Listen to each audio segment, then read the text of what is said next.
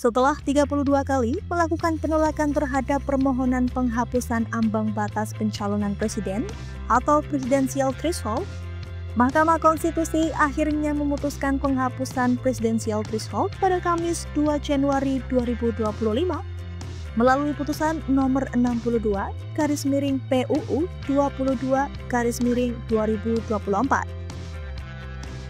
Dalam beberapa pertimbangannya, MK menyatakan bahwa pengaturan terkait ambang batas pencalonan presiden sebesar 20% sebagaimana diatur dalam pasal 222 Undang-Undang Nomor 7 Tahun 2017 tentang Pemilu telah mereduksi dan membatasi hak politik warga negara maupun partai politik selaku peserta pemilu.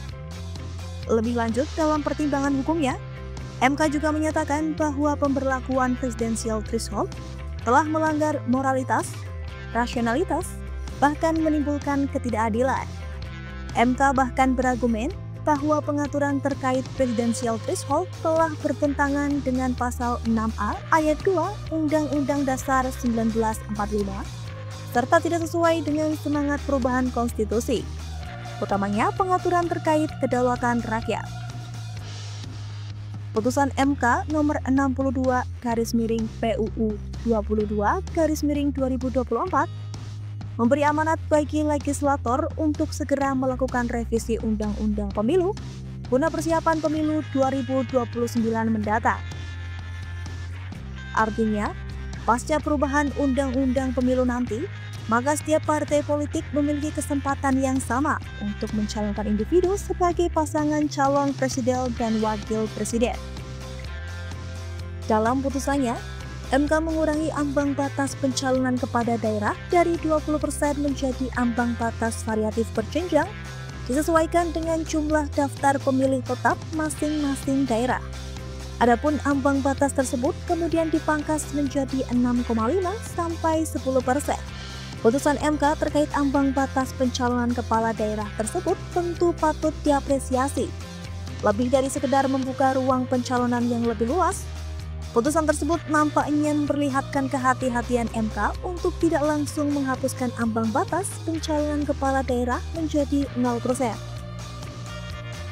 Mengabulkan permohonan para pemohon untuk seluruhnya, kata Ketua Mahkamah Konstitusi Soehartoyo ketika membaca keputusan nomor 62/PUU 22/2024 di ruang sidang pleno MK Jakarta. Menurut Soehartoyo, ketentuan pada pasal 222 Undang-Undang Nomor 7 Tahun 2017 tentang Pemilu bertentangan dengan Undang-Undang Dasar Negara Republik Indonesia tahun 1945, tepatnya Lembaran Negara Republik Indonesia tahun 2017 nomor 182 dan tambahan Lembaran Negara Republik Indonesia nomor 6109. Ia juga menilai pasal ini tidak mempunyai kekuatan hukum yang mengikat.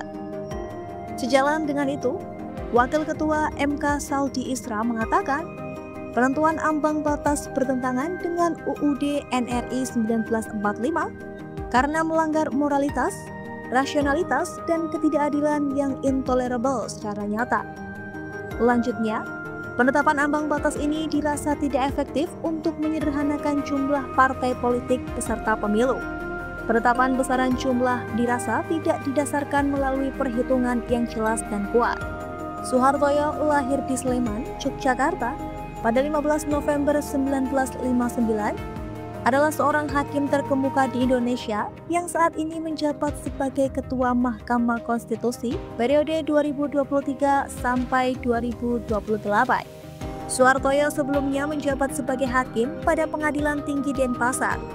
Ia pun dilantik menggantikan Ahmad Fadlil Sumadi yang habis masa jabatannya sejak 7 Januari 2015 lalu.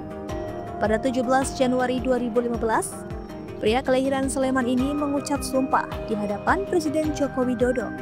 Pada tahun 2020, Mahkamah Agung memutuskan untuk memperpanjang masa jabatan Soehartoyo sebagai Hakim Konstitusi. Berasal dari keluarga sederhana, tidak pernah terlintas dalam pikiran Soehartoyo menjadi seorang penegak hukum. Minatnya ketika sekolah menengah umum justru pada ilmu sosial politik.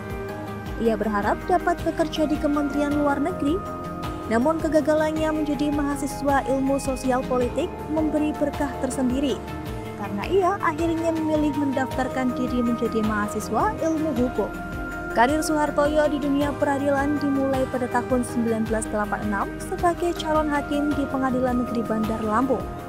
Selama periode 1989 hingga 2011, ia bertugas sebagai hakim di berbagai pengadilan negeri termasuk di Curug, Metro, Tangerang, dan Bekasi. Ia juga pernah menjabat sebagai Wakil Ketua Pengadilan Negeri Kota Bumi pada tahun 1999, Wakil Ketua Pengadilan Negeri Pontianak pada tahun 2009, Ketua Pengadilan Negeri Pontianak tahun 2010, Wakil Ketua Pengadilan Negeri Jakarta Timur pada tahun 2011, dan Ketua Pengadilan Negeri Jakarta pada tahun 2011. Pada 7 Januari 2015, Soehartoyo dilantik sebagai Hakim Konstitusi, menggantikan Ahmad Fadlil Sumadi. Sebelum pengangkatannya, ia menjabat sebagai Hakim di Pengadilan Tinggi Denpasar.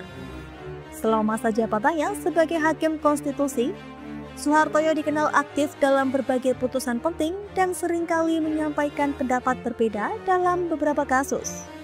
Pada 9 November 2023, melalui musyawarah mufakat dalam rapat permusyawaratan hakim, Soehartoyo terpilih menjadi Ketua Mahkamah Konstitusi menggantikan Anwar Usman yang diberhentikan dari jabatannya oleh Majelis Kehormatan Mahkamah Konstitusi pada 7 November 2023.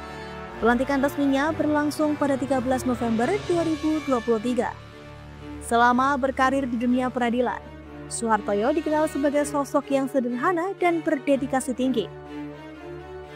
Meskipun awalnya bercita-cita menjadi jaksa atau diplomat, perjalanan hidup membawanya menjadi hakim yang dihormati.